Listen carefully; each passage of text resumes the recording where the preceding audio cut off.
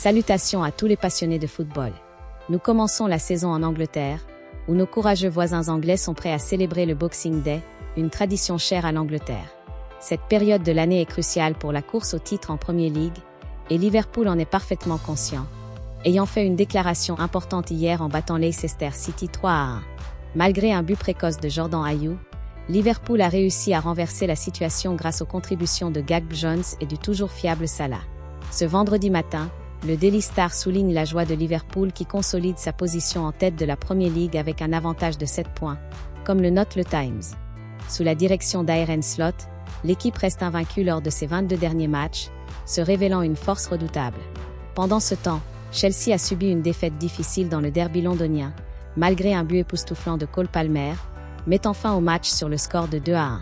Contre l'équipe d'Enzo Maresca a connu une mauvaise passe en encaissant un but dans les 10 dernières minutes, comme le rapporte le Daily Mail. Il s'agit de la première victoire des Cottagers à Stamford Bridge en 45 ans, ce qui donne une raison de se réjouir. Pendant ce temps, Manchester United a subi un autre revers, s'inclinant 2-0 contre Wolverhampton, marquant sa 3e défaite consécutive. Le capitaine Bruno Fernandes a été expulsé avec un 2e carton jaune en début de seconde période en raison d'une faute imprudente. Pour les fans en quête de réconfort, la situation n'est guère meilleure pour son rival, Manchester City, qui a également connu des difficultés lors de son dernier match contre Everton, comme le souligne Marca.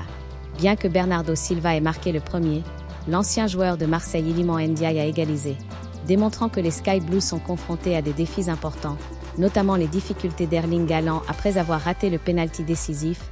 Le joueur norvégien est vivement critiqué par les médias, car il semble incapable de diriger efficacement son équipe. Le journal AS allant souligne la crise actuelle à Manchester City, tandis que la star de l'AD se moque de la situation, suggérant que le joueur perd son sang-froid. L'attaquant de 24 ans est devenu méconnaissable, n'ayant marqué que 3 buts au cours des 13 derniers jours, ce qui reflète les difficultés partagées par son équipe. Manchester City est dans une situation désastreuse, avec une seule victoire lors de ses 13 derniers matchs, ce qui le place à une alarmante 7e position, un niveau sans précédent sous Pep Guardiola, qui semble totalement impuissant. En Espagne, il y a un sentiment de schadenfreude concernant ses problèmes, car il maintient une forte popularité en Catalogne.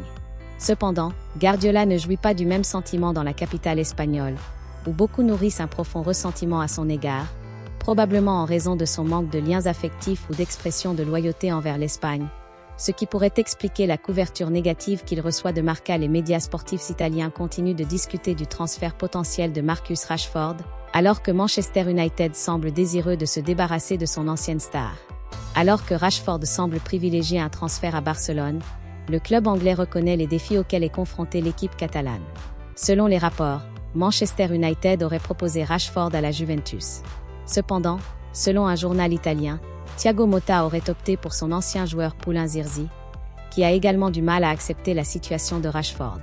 Il convient de noter que Rashford a été mis à l'écart pour la 4e fois consécutive par Ruben Amorim, bien que l'entraîneur portugais ait affirmé qu'il appréciait toujours le joueur. De plus, la Juventus cherche à renforcer sa défense, Danilo étant une cible clé pour le Napoli d'Antonio Conte, alors que le club cherche à obtenir de nouveaux renforts. Dans ce contexte, selon Ojogo Lereozelu, Antonio Silva du SL Benfica, représenté par son agent Jorge Mendes, a fait une brève déclaration concernant son avenir. Silva a hâte de rejoindre la Juventus, et la Juventus l'aime, laissant la décision aux mains de Benfica.